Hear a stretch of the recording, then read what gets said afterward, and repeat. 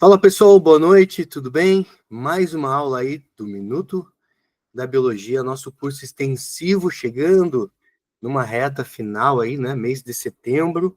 Hoje nós teremos aí a nossa semana 29, né?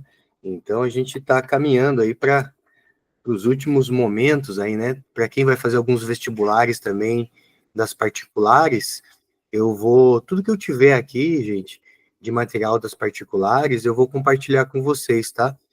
Então, até algumas revisões, eu não faço, geralmente, né, não costumo fazer pelo Minuto da Biologia alguma revisão só minha, né? De FEMPAR Mackenzie, né? PUC, FPP, mas eu acabo em parceria com outros professores, em parceria com outras salinhas de estudo, tipo Revisa Aula, o Redação de Campeão, que eu tenho aí, a parceria do Clube dos Professores, né? E também agora trazendo mais parceria com outros professores dentro do clube, né? A gente vai, né? Vocês vão acabar vendo a gente compartilhando algumas revisões aí. E para a FEMPAR, eu vou dar uma revisão no dia 27 de setembro, que é véspera, né, do vestibular da FEMPAR, lá na salinha do Redação de Campeão, que fica ali no centro, né? Centro, na verdade ele já é Batel, né? A salinha do Redação de Campeão. Vai ser um sábado à tarde que eu vou dar a minha revisão. Eu sei que vai ser quinta, sexta e sábado. Aí vai ter revisão de redação, vai ter revisão de matemática, de física. O professor Derek não vai estar com a gente, vai estar o professor Astro Gildo, né? E de química não vai estar a Mari, vai estar o professor Rafael, do Química no Detalhe, e de matemática não vai estar o Henry também, vai estar um outro professor, né? E então, assim, mas são professores que são amigos nossos também, e são professores também que têm uma experiência muito, muito boa, né? Então, para vocês que vão fazer esses vestibulares das particulares, a gente vai estar com essas revisões presenciais, mas o que eu tiver de material e eu puder compartilhar de maneira gratuita aqui com vocês, eu compartilho, tá, gente? Que nem, não tem porquê, né? Eu passei hoje à tarde fazendo um material da FEMPAR, que eu achei que ficou muito bom, e aí tô mandando para vocês, já está no grupo lá para vocês baixarem depois, tá? O que eu fiz? Eu peguei os 3 últimos anos da FEMPAR e fiz todo um levantamento de estatística. Lógico, hoje está tudo mais fácil, né, com a inteligência artificial, usando aí, né, essa ferramenta, então eu consegui, usando a inteligência artificial também, ter ali uma ideia de estatística e, ao mesmo tempo, arriscar alguns conteúdos que possam aparecer na prova da FEMPAR. Então, essa lista que eu mandei para vocês aí, no grupo, vocês vão ver que tem 26 exercícios, e assim, tem exercício que é papo reto, é mais para dizer, olha, esse assunto é importante, tá? É um assunto que pode aparecer na sua prova, beleza? Então, vamos lá, o Rafael chegou por aí também, então vamos fechar a biotecnologia hoje, tá? Eu não digo que a gente vai fechar por completo, porque em algum momento de revisão, nem que seja um aulão de véspera da federal, no super intensivo que nós teremos, pode ser que a gente volte a falar de alguma coisa da biotecnologia, tá, gente? Então, assim, não pense, o Giovanni, né, já falou tudo de biotecnologia. Não, a gente sempre tem alguma coisa a mais para compartilhar com vocês. E acho que foi até o Rafael que tinha me perguntado em relação ao super intensivo, né? Então, eu consegui desenhar um super intensivo, gente, de uma forma que vai ser presencial, vai ser ao vivo, né? Lógico, quem assiste essa aula gravada, né, continua igual, né? Mas para quem gosta da aula ao vivo, então eu consegui encaixar ali, já mandei para vocês lá no cronograma, né? Mas lógico, eu vou compartilhando com vocês. A nossa primeira aula do Super vai ser no dia 15. Então, dia 15, dia 22, sempre na segunda-feira. Dia 15, 22 e 29. E daí, nessa semana do dia 29, nós teremos a nossa aula do extensivo, e mais ali o aulão, o FPR, tá? Então, na semana de véspera da primeira fase da federal, a gente vai estar trabalhando bastante. A única coisa que não vai ter nessa semana de véspera da primeira fase é a discursiva. Isso já estava previsto, então nessa semana a gente não vai ter a discursiva, tá bom? Então vamos lá, gente. Biotecnologia, já falamos de técnica do DNA recombinante, já falamos de PCR, né? E hoje a gente vai trocar uma ideia aqui com relação à parte da eletroforese em gel de agarose. Para quem já assistiu todas as aulas das discursivas, teve um dia que o Anderson me perguntou como que funcionava a eletroforese, e eu, ali dentro da aula da discursiva, eu usei esse material aqui para explicar para o Anderson e para quem estava ao vivo ali comigo, tá? Mas, lógico, nem todo mundo, né, talvez tenha assistido essa aula, então é importante eu passar aqui no extensivo para vocês, tá bom? O que é eletroforese em gel de agarose? Vamos traduzir isso. Eletroforese. Aqui a gente está falando de uma técnica que basicamente é um teste de DNA. Traduzindo, eletroforese em gel de agarose é um teste de DNA. E o teste de DNA ele serve para quê? Ele serve para determinar uma paternidade, mas não é uma paternidade só na espécie humana. Pode ser uma paternidade na botânica. Por exemplo, se você tem uma semente, como que você descobre quem é a planta pai, quem é a planta mãe daquela semente? E eu digo isso porque já foi questão do Enem, uma vez, essa técnica envolvendo ali paternidade em sementes, né? Olha só que interessante. E o teste de DNA, ele não é só para a paternidade, ele também serve para a gente determinar quem cometeu um crime. Eu até comentei já que aqui no Brasil a gente não tem um banco de DNA. O seu DNA, ele não está codificado na sua identidade, né? O seu DNA não está codificado lá nos documentos que tem na Polícia Civil, que são compartilhados com a Polícia Nacional, com a Polícia Federal. Quando alguém comete um crime aqui no Brasil, e aí a gente vai até a cena do crime, o que se busca ali num primeiro momento são as impressões digitais, né?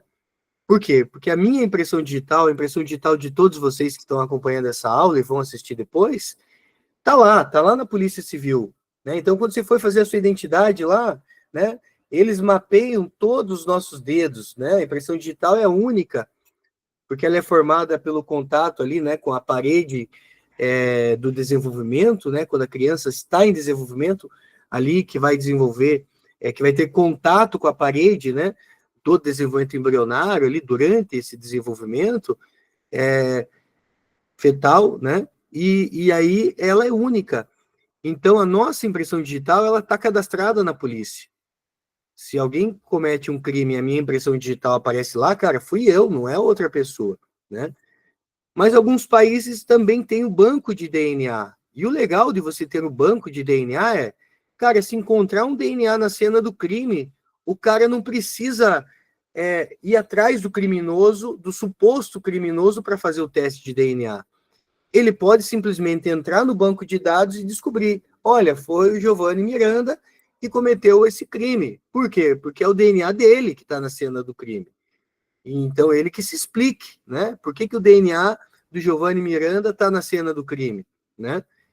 O que eles fazem hoje aqui no Brasil? Encontrou uma amostra de DNA na cena do crime que não é da vítima, né? Deve ser do criminoso, do suposto criminoso. O que eles fazem? Levantando a investigação, eles devem ter ali os supostos suspeitos, né? E esses supostos suspeitos são intimados a fazer o teste de DNA para tentar chegar realmente em quem compareceu à cena do crime e por que compareceu, né? Então, gente, só traduzindo, e é importante que vocês saibam, quando a gente fala teste de DNA, ele também pode aparecer nas questões como STR-PCR, tá? Giovanni, o que é o STR-PCR? É o teste de DNA, tá? Não vai confundir com o RT-PCR, que é o exame do cotonete lá da Covid que nós fizemos, né? O STR-PCR é o famoso teste de DNA. E para você fazer o teste de DNA, existem duas formas. A forma antiga, onde lá na Federal, né, quando eu estudei lá, a gente pegava essa caminha de acrílico aqui, ó. Isso aqui é todo material de acrílico, tá, gente? De acrílico ou de vidro. Geralmente de acrílico, tá? E aí você prepara o agar. O que o agar é? O agar é uma substância geleificante, parece uma gelatina incolor, né? Quando você prepara um agar, parece que você está preparando uma gelatina incolor. E esse agar, vamos aproveitar aqui, né, que a gente está numa turma top aqui, né? Esse agar, ele é obtido da onde, Giovanni? O que o agar é? O agar é uma substância que é extraída de algas rodófitas, as algas vermelhas, que tem um poder geleificante, né? Que é muito utilizado nos laboratórios de bioquímica, de farmacêutica, né? Então, vamos dar uma olhada nesse vídeo aqui, ó. Ele vai mostrar como que prepara da maneira antiga, que ainda se faz, tá, gente? Mas é a maneira antiga, que é tudo manual aqui praticamente, ó. The gel matrix is cast in the space such that there are a number of wells for samples at the top. At the bottom is a reservoir for buffer and a positive electrode. At the top is another reservoir and a negative electrode. Samples for analysis are added to the wells at the top. Usually, one of these is a mixture of molecules of known size called standards, against which the unknown samples can be compared. Sample molecules which are negatively charged move toward the positive electrode at the bottom. Detalhe aqui, tá, gente? Isso aqui é uma fonte. Aqui existe uma diferença de potencial. Então, tem o polo positivo da fonte, tem o polo negativo da fonte. Essa amostra aqui, isso aqui é tudo gel, tá? Isso aqui é tudo gel, é uma caminha de gel. Basicamente, é você preparar uma gelatina, tá? E aí, aqui, tá vendo que ficou um buraquinho aqui, ó? Aqui ficou outro buraquinho, aqui ficou outro buraquinho, aqui ficou outro buraquinho. Aqui. Existe o que a gente chama de pente, exatamente um pente. Tem o pente com 4 dentes, tem o pente com 5 dentes. Aqui ele usou um pente com quantos dentes? Ó, 1, 2, 3, 4, 5. Então, lá no laboratório de bioquímica, vai pegar um pente lá, parece um pente de pentear o cabelo mesmo, pega um pente lá com 5 dentes e você coloca na gelatina antes dela solidificar. Depois que ela solidifica, você tira o pente. Quando você tira o pente, o que acontece? Fica o buraquinho aqui, tá? E o que você coloca nesse buraquinho? Você, usando uma pipeta, você coloca o DNA aqui. Pode ser o DNA da mãe, no primeiro pocinho, pode ser o DNA da criança, no segundo pocinho, pode ser o DNA do suposto pai 1, DNA do suposto pai 2, DNA do suposto pai 3, ou, se for o DNA de uma cena do crime, você pode ter ali quantos suspeitos você quiser e faz o teste de uma vez só, tá? Então, sabendo que o DNA tem carga negativa, né? O DNA não tem grupamento fosfato, gente. Fosfato, pentose, base nitrogenada, que é o que compõe os nucleotídeos. Se o DNA tem o grupamento fosfato lá nos nucleotídeos, que é PO4 3-, significa que o DNA é uma molécula que tem carga negativa. E você vai dizer, então, cargas iguais, né, se repelem. Cargas opostas se atraem. Quando você liga a fonte, ao ligar a fonte, o que acontece? Ao ligar a fonte, vai ter uma carga negativa aqui. Então, todo aquele DNA que está aqui, gente, ele vai correr em direção ao polo positivo. O DNA que está aqui vai correr em direção ao polo positivo. Por que ficam esses risquinhos? Esses risquinhos são pedaços de DNA, pedaços da molécula, tá? A gente chama de bandas. Só que tem a banda que tem um peso molecular maior e ela corre menos. Tem a banda que tem um peso molecular menor e ela corre mais. Então é por isso que tem amostra de DNA aqui em cima e lá embaixo. E daí vai ter aqui, né? Então ele vai tendo ali, dependendo do peso molecular das amostras, isso vai formando as bandas, tá? Então vamos continuar aqui para finalizar esse vídeo. Espera aí. Deixa eu voltar ali. The reservoir and a negative electrode. Samples for analysis are added to the wells at the top. Usually, one of these is a mixture of molecules of known size called standards, against which the unknown samples can be compared. Sample molecules which are negatively charged move toward the positive electrode at the bottom. Those which are the most negative move the fastest, and thus separate from the others. In reality, you can't see the samples as they move through the gel. When the electrophoresis is complete, the gel is stained to reveal the proteins. E aí ele forma as bandas ali, ó, gente. Veja, quando a gente vê isso aqui numa prova, a gente vê um negócio bonitinho assim, né? Deixa eu até avançar aqui, ó. Na prova vem assim para vocês. Mas na prática, olha como que é, ó. Então não é exatamente no olho que você vai resolver isso daqui. Hoje você tem nos laboratórios, principalmente de universidades federais,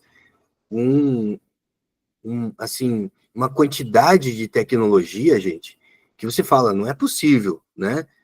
Mas é possível. As universidades federais é onde a ciência está acontecendo.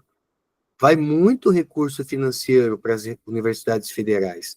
Então, às vezes, a carteira que você vai estudar lá na federal está quebrada.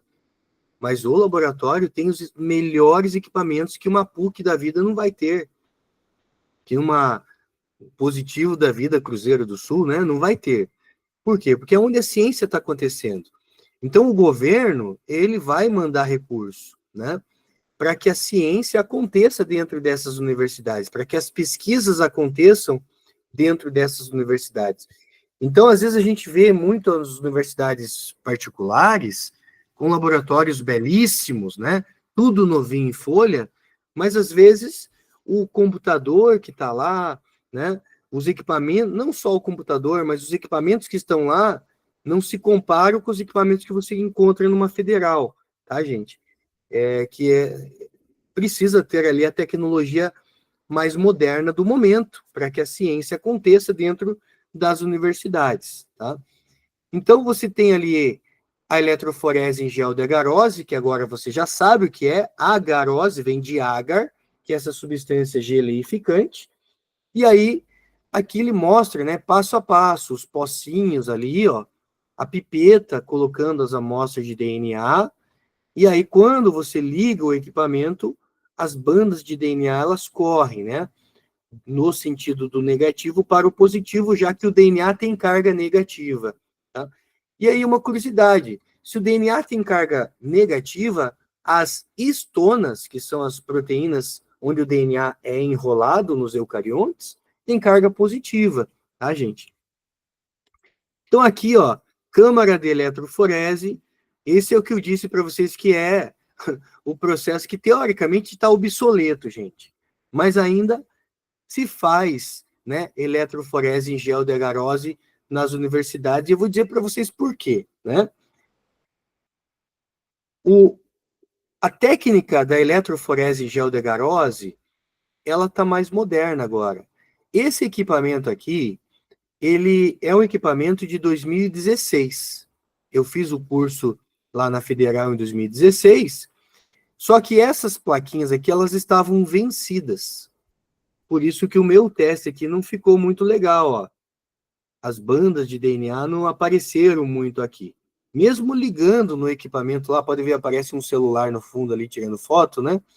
Mesmo ligando no equipamento ali, não, esse teste aqui, ele não foi muito legal, né? Deu certo com a eletroforese da moda antiga, mas não deu certo com essa plaquinha. Qual que é a vantagem dessa plaquinha, gente? Ela já vem numa embalagem toda laminada, né? Uma embalagem toda moderna, e aqui dentro já tem o agar, né? Ó, agarose 0,8%. E aqui ele já traz, ó, vários pocinhos.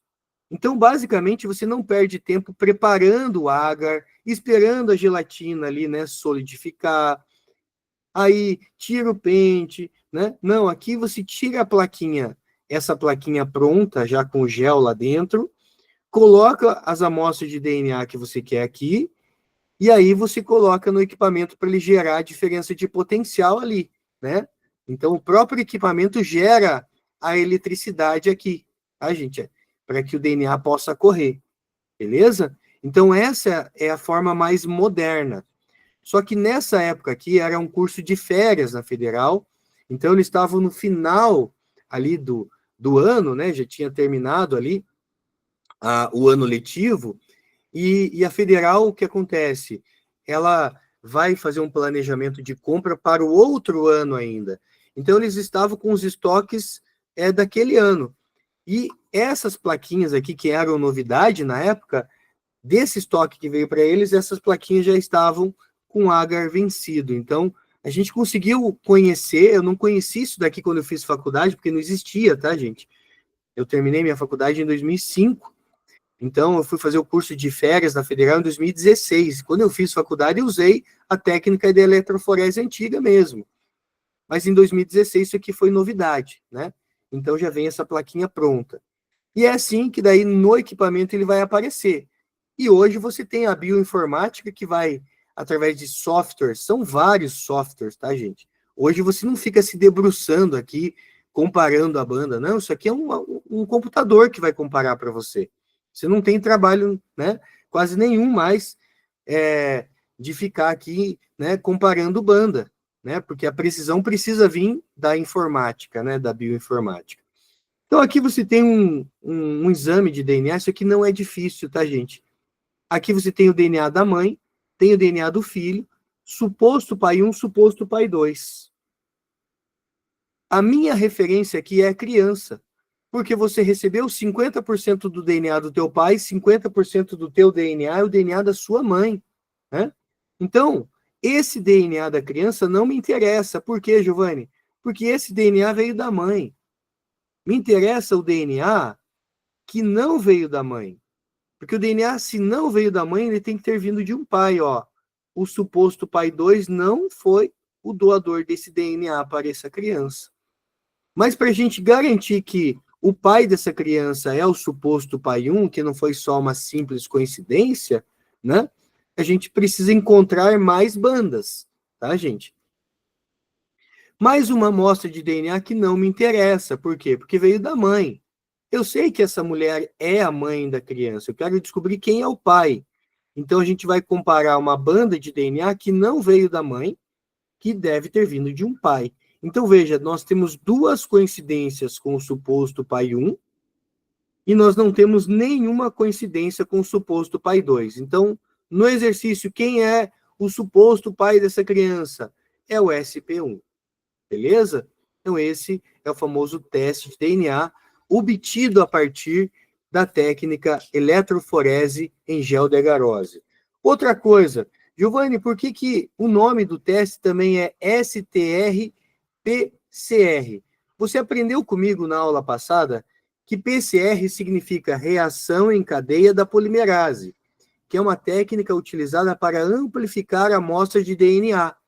O que significa amplificar uma amostra de DNA? É pegar uma molécula de DNA, em questão de poucas horas, você vai ter milhões de moléculas. Basicamente, você vai clonar essa amostra. Imagine que você pegou uma amostra de DNA da cena do crime. Geralmente, não é uma quantidade imensa de DNA que você encontra na cena do crime. Os peritos criminais, geralmente, eles vão buscar algum vestígio de DNA embaixo da unha da vítima. Porque se essa vítima entrou em luta corporal com o criminoso, possivelmente ela possa ter arranhado esse criminoso, né? Ela possa ter passado a unha nesse criminoso. E se ela, por um motivo, ela tenha arranhado esse criminoso, ficam células mortas do criminoso embaixo da unha da vítima. E aí, com técnicas, eles conseguem detectar se tem amostras de células aqui, de DNA, embaixo da unha da pessoa que está lá na cena do crime. né, que está morta lá. Lógico que é uma amostra pequena. O que eles têm que fazer com essa amostra? Tem que amplificar. Por isso que eles usam primeiro a técnica PCR, né, que é a reação em cadeia da polimerase. Beleza, gente?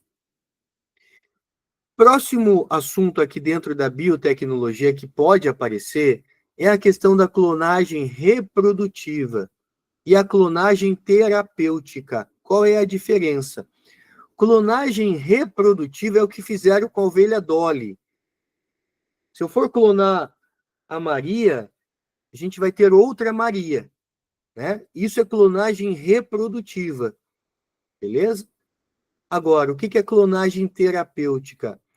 Clonagem terapêutica é quando você vai fazer uma clonagem de células em laboratório para um determinado tratamento, uma terapia. Então, eu não vou clonar a Maria, mas eu vou ter algumas amostras da Maria, de células da Maria, e essas amostras de células da Maria a gente vai incubar em laboratório, vai, né, fazer com que essas células elas entrem num processo de clonagem, para que a gente tenha uma grande quantidade de células ali da Maria, de repente, que tenha uma informação genética saudável, para que a gente possa usar essa informação genética saudável do genoma da Maria numa pessoa que tenha alguma doença relacionada. Por exemplo, seja, né, tem ali uma fibrose cística, por exemplo. Tá? Então, vamos lá. Clonagem reprodutiva é quando eu quero clonar algum ser. Então, vamos pegar o exemplo da ovelha Dolly, né, que é o famoso exemplo da ovelha Dolly. Como que foi feito o clone da ovelha Dolly? Lá na ovelha Dolly, eles pegaram, imagine que aqui você tem, vou chamar de ovelha 1, tá? A ovelha 1, ela foi utilizado aqui um óvulo é um gameta feminino, né? Não fertilizado. E eles extraíram o núcleo desse óvulo. Beleza? Então, você tem aqui um gameta sem o núcleo. Ok? Aí, pegaram, numa ovelha 2, uma célula adulta. Se é uma célula adulta, gente, significa que esse núcleo aqui é um núcleo diploide. E eles pegaram essa célula adulta da glândula mamária de uma ovelha. Tem uma célula diploide. É a mesma coisa de pegar uma célula adulta de qualquer parte do teu corpo aí. Pegaram lá da glândula mamária, né? Da ovelha. Que ficou esquisito ali, né? Parece que eu escrevi lia, ovelha, né? Aqui da ovelha 2. Então, aqui nós temos uma célula diploide. O que eles fizeram? Dessa ovelha aqui, eles usaram só o núcleo diploide. Pegaram o núcleo diploide e colocaram naquele gameta sem núcleo. Então, agora você tem o quê? Você tem um embrião, gente. Se eu tenho um óvulo não fertilizado, que eu retiro o núcleo dele, eu coloco o núcleo diploide, eu tenho um embrião. E a pergunta é, esse embrião vai ser inserido, né? Onde? Onde que esse embrião foi inserido? Ele foi inserido numa ovelha 3, que simplesmente funcionou como barriga de aluguel. E aí pergunta-se, quem está sendo clonado? É a ovelha 1, a ovelha 2 ou a ovelha 3? É quem doa o núcleo, porque é no núcleo que está o DNA. Então, você está clonando a ovelha 2. E vamos supor, no caso da ovelha Dolly, essa ovelha 2, ela tinha 6 anos de idade, gente. Ela não era uma ovelha jovem. Quanto tempo vive uma ovelha? 12 anos, geralmente. Então, essa ovelha 2, ela já estava no meio da sua vida. Quando a ovelha Dolly nasceu, ela já tinha 6 anos, genético. Galera, ela era, né, um bebê, mas a idade genética dela era 6 anos. Por quê? Porque a célula que foi doada foi de uma ovelha de 6 anos. Por isso que a ovelha Dolly vai morrer com 6 anos de vida com doenças de ovelha velha. Por quê? Por mais que ela ainda tivesse com 6 anos de idade na meia-vida das ovelhas, mas Na vida genética, ela estava atingindo 12 anos, né? Então, ela morre com doenças de velha, né? Com 6 anos de idade. Mas vamos lá. Essa ovelha que doa o óvulo, ela não contribui com nada? Ela contribui com o DNA mitocondrial, vamos lembrar disso, né? Então, o DNA mitocondrial vem da ovelha 1. Cuidado, tá? Você está clonando a ovelha 2, mas o DNA mitocondrial vem da ovelha 1, porque o citoplasma é da ovelha 1. E a mãe que funciona como barriga de aluguel é simplesmente uma barriga de aluguel, tá? Então, fique atento em relação a como funciona uma clonagem reprodutiva, ok? Eles vão perguntar para vocês, quem está sendo clonado? Por exemplo, imagina que eu tenho um núcleo de um porco, de uma porquinha. Aí você pega um óvulo não fertilizado de um coelho. Aí você pega esse núcleo diploide da porquinha, coloca no óvulo não fertilizado da coelhinha. E aí você pega e forma um embrião. Esse embrião, esse zigoto, você vai inserir numa égua. Caramba, Giovanni, que salada que você fez? Peguei o núcleo de uma porquinha, o gameta de uma coelhinha, né? Formei um embrião. Peguei esse embrião, coloquei, né? Usando barriga de aluguel de uma égua. Quem está sendo clonado? Isso é exercício, gente. Eu estou clonando a porquinha. Mas o DNA mitocondrial é da coelhinha. A barriga de aluguel, né? É da égua. E cuidado, porque hoje já se sabe em questão de microquimerismo genético. Essa barriga de aluguel pode ter ainda algum microquimerismo genético. Então, não dá para a gente dizer que ela vai ser simplesmente só uma barriga de aluguel.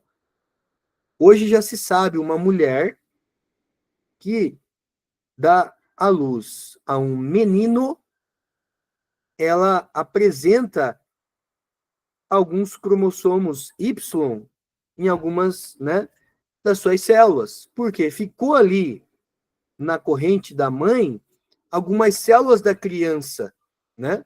Então a mãe pode apresentar esse microquimerismo que a gente chama, né? A mãe não tem cromossomo Y, mas da onde veio esse cromossomo Y? Ah, ela teve um bebê do sexo biológico masculino. E aí vão comparar, esse cromossomo Y é do bebê, é do filho dela, né? Isso é chamado de microquimerismo genético. O João perguntou aqui, né, professor, no caso dos lobos terríveis, que foram recriados no final do ano passado, seria esse mesmo processo de clonagem? Ali, João, é um processo que usa uma parte dessa técnica aqui, basicamente, né? Mas ali, eles vão meio que ressuscitar, né, teoricamente, tentar ressuscitar uma espécie que já está em extinção. Então, veja, eu não tenho essa espécie viva para eu poder clonar ela. Então, o que eles fizeram? Estudando essa espécie, tendo informações dessa espécie que foi extinta, levantando a partir de fósseis, eles perceberam que tinha ali, né, uma espécie de lobo atual que era muito parente, muito, né, próxima do genoma desse lobo que tinha sido extinto. Então, não é exatamente igual porque você não tem a vida ali, né? Você tem que levantar informações do genoma de uma espécie que não existe atualmente, tá? Mas em relação ao lobo terrível, eu fiz uma live com o GPT. Depois, se vocês que estão assistindo essa aula não acompanharam na época, ali foi bem legal, né? Porque ali eu trouxe nessa live vários pontos de interrogação, né? Em relação a como funcionou, como que foi feito, né? E então, assim, é uma live que já tem aí pelo menos acho que uns 5, 6 meses, mas eu consigo compartilhar com vocês depois, tá? Eu posso mandar lá no grupo. E para a gente fechar a parte da biotecnologia, eu quero falar um pouquinho com vocês com relação aos transgênicos. O que é um organismo transgênico? Um organismo transgênico é um organismo que recebe um DNA exógeno, ou seja, um DNA que vem de fora de outra espécie. Tem vantagem, Giovanni? Tem. Eu consigo reduzir o uso de agroquímico. Isso é o caso da soja herbicida, Roundup Ready, né? Então, essa soja, ela é uma soja, né, herbicida. Então, quando a praga come ela, né, ela já tem esse poder de matar a própria praga, né? Então, você tem aqui uma soja Roundup Ready, uma soja herbicida. Consigo reduzir daí o uso de agroquímicos, redução de custos de produção, combustíveis, mão de obra, tolerância a condições ambientais adversas. Então, hoje você já tem planta que é resistente à seca, que é resistente à salinidade, que é resistente à geada. Aumento do valor nutritivo, aqueles alimentos que são enriquecidos. Então, você pode ter lá, numa determinada região, que eles têm uma deficiência de ferro, você pode produzir um arroz enriquecido com ferro, né? Um arroz enriquecido com carotenoides. Então, você pode ter esse aumento de valor nutritivo. A famosa cabra-aranha. Giovanni, o que é essa tal cabra-aranha? Gente, hoje nós já sabemos que a teia da aranha, ela é mais resistente do que o aço. Parece mentira, mas você tem que imaginar, no mesmo diâmetro de uma teia de aranha, imagine o mesmo diâmetro de um aço, né? Que a gente pensa num fio de aço, a gente imagina aquele fio grosso, né? Mas imagine o mesmo diâmetro de uma teia, quando você estica a teia, ela não rompe facilmente. Já o fio de aço, quando você estica, ele rompe facilmente, se ele tiver o mesmo diâmetro da teia. Então, se a teia ela é mais resistente do que o aço, cara, bora usar a teia para construir corda, para construir paraquedas, para construir colete à prova de bala, né? E aí, vamos fazer o quê? Vamos cultivar aranha? Não, não é viável, né? Cultivar aranha. Fizeram o seguinte: isolaram o gene da teia. Então, pegaram o gene da teia, e esse gene da teia, ele foi inserido nas células da glândula mamária de cabras. Então, a glândula mamária de cabras, né, em relação ali ao genoma que está sendo expresso naquelas células, vão produzir a proteína da teia. Não é que a cabra vai produzir a teia, né, vai sair a teia ali. Não, não é isso. Mas a cabra, quando produz o leite, no leite da cabra vem a proteína da teia. Olha só que interessante. Aí lá na indústria, você pega essa proteína da teia e consegue chegar na teia. Né? Olha que interessante, né? Então, tendo a proteína da teia no leite da cabra, a gente consegue produzir a teia a nível de escala industrial, tá? Produção de medicamentos, biorremediação, bactérias que degradam petróleo. Tem uma bactéria chamada Alcanivorax borcumensis. Ela é uma bactéria transgênica, gente. Hoje, quando tem vazamento de petróleo, derramamento de petróleo, o que a Petrobras faz? Ela coloca aqueles balões. A função do balão é evitar que o óleo se espalhe ainda mais. Então, o balão ele consegue fazer com que o óleo fique naquela região somente. Porque vão pensar na densidade do óleo, né? Então, o óleo ele é menos denso do que a água, então o óleo ele fica na superfície ali, né? Então, os balões conseguem reter para que o óleo não se espalhe ainda mais. E daí a Petrobras utiliza bactérias Alcanivorax borcumensis, que vão fazer o quê? Que vão degradar o petróleo, gente. Olha que interessante, né? Já vai aparecer, acho que, uma imagem aqui na sequência para vocês. Riscos a seres humanos e animais. Aí tem riscos, né? Tem vantagem, mas tem risco. O que já é comprovado, tá, gente? Reações alérgicas, alteração do sistema imunológico, estudos relacionam o aumento à incidência de câncer. Cuidado, numa discursiva você nunca vai escrever que transgênico causa câncer. o transgênico pode causar câncer. Não. Estudos, né, relacionam aumento da incidência de câncer, sempre com cuidado, né? Existem alguns estudos, mas tudo isso ainda depende de um estudo mais aprofundado. Até o momento não tem nenhuma comprovação que transgênico possa causar câncer, tá, gente? É mais ou menos dizer que o cigarro causa câncer. Não posso afirmar que o cigarro causa câncer. Mas a gente sabe, pode causar? Pode, né? Mas sempre tem a tiazinha lá que viveu mais de 100 anos e fumou desde criança, né? E morreu de idade, não morreu de câncer de pulmão, né? Então, a gente não pode afirmar que o cigarro causa. Não, pode causar. E o transgênico? Alguns estudos, né, trazem essa relação, mas não é nada ainda comprovado, tá? Riscos ambientais. Morte de espécies não alvo. Você tem o milho BT, que foi assunto da Federal do ano passado. O que é o milho BT? Você usa ali um gene, né, da bactéria Bacillus thuringiensis, por isso que é BT, Bacillus thuringiensis. Então, imagine, se pega um gene de uma bactéria. Esse gene da bactéria, ele é inserido no milho, na planta. Então, o milho está recebendo um gene de bactéria. E a partir desse gene de bactéria, o que o milho vai fazer? Vai expressar, a partir desse gene sendo expresso, ele vai produzir uma proteína, e essa proteína, ela funciona como uma toxina para insetos. Então, o inseto que comer o milho vai morrer. Então, a própria planta é uma planta inseticida.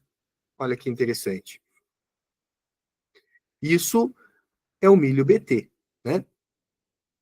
Mas temos relação com morte de polinizadores, temos relação com alteração de sabor e aroma, transmissão horizontal de genes, podendo a longo prazo a gente ter super pragas que a gente não consegue eliminar com nenhum veneno, né? E a gente está sempre correndo atrás, né, do prejuízo. Riscos econômicos. Para o agricultor, ele vai depender de poucos fornecedores. Antigamente a gente falava Monsanto, e aí tanto bateram na Monsanto que ela achou uma forma de dificultar até processo judicial. O que ela fez? Ela desmontou a empresa Monsanto em empresas menores. Então hoje se vai processar quem? Antigamente se processava Monsanto. E agora?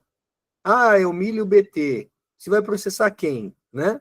Então a Monsanto ela deu um jeito de driblar processos judiciais, dificultar pelo menos, né, processos judiciais, desmontando a Monsanto em empresas menores, né? Isso acabou dificultando muito o processo, saber quem é o pai da criança, né?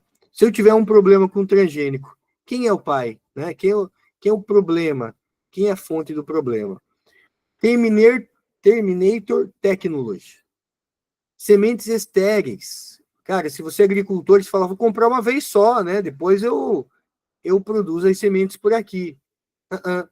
Eles fazem com que as sementes sejam estéreis, ou seja, você usa uma vez só. E se você quiser usar de novo, você tem que comprar de novo.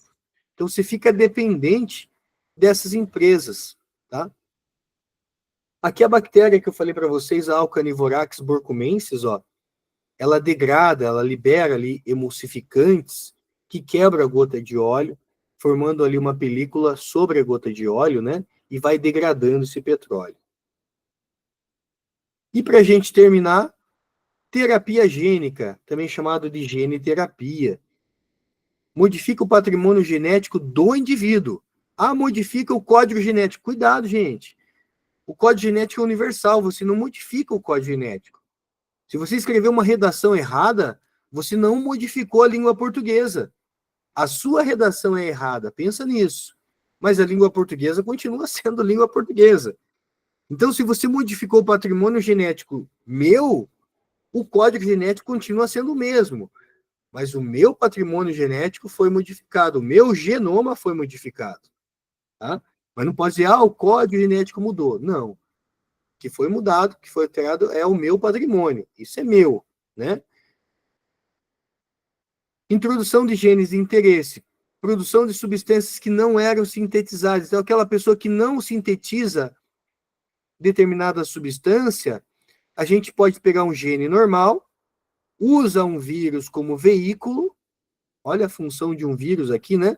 Então, se pega um retrovírus que infecta as células da medula óssea vermelha, tira o poder infeccioso desse vírus ali, né? E você insere um gene normal no vírus. E qual é a função do vírus, Giovanni? A função do vírus, ele é um vetor, ele é um veículo. Esse vírus, ao infectar a célula, ele não vai estar levando a infecção dele. Ele vai estar levando o gene que você gostaria que a célula recebesse, tá? DNA viral e gene normal são inseridos num cromossomo. E aí, você tem lá as células da medula óssea vermelha são injetadas no paciente, tá? Então, você tem aí já tratamento para hemofilia, fibrose cística, distrofia muscular. Então, são doenças genéticas que não têm cura, mas existe tratamento a partir da terapia gênica. Beleza, gente? Exatamente 7h20 agora. Vou fazer uma pausa bem rápida de 5 minutos. 7h25 a gente volta com a Biologia B, tá bom? Se alguém tiver alguma dúvida dessa aula aqui, me falem. Eu vou estar por aqui, tá?